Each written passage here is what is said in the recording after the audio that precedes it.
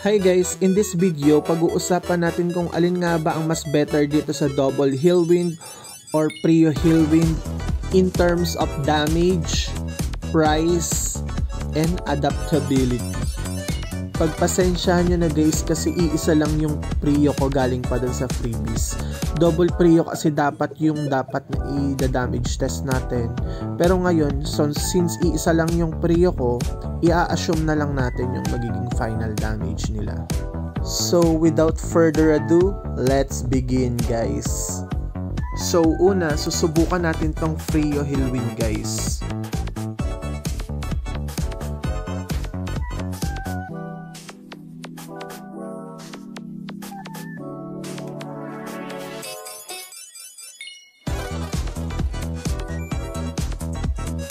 So, bali ang naging final damage ng Prio Hillwind is 1.067 million.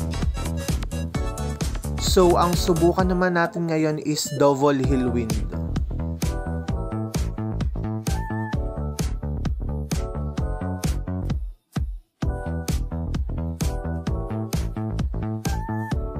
So, ang naging final damage niya naman ngayon is 1.164 million.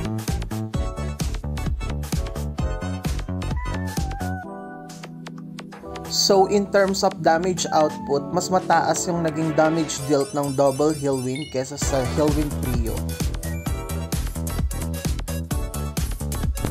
In terms of price, hamak na mas mura naman yung Hillwind card kesa sa Prio Star card.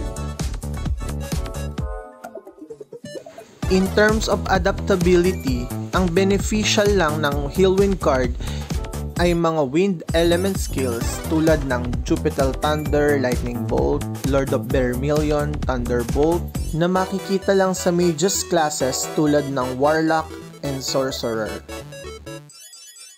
Samantalang ang Prio Star card naman ay usable siya in all classes, kaya reasonable kung bakit gaano siya kamahal guys.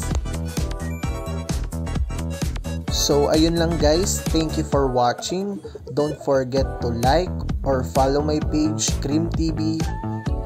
Hanggang sa muli.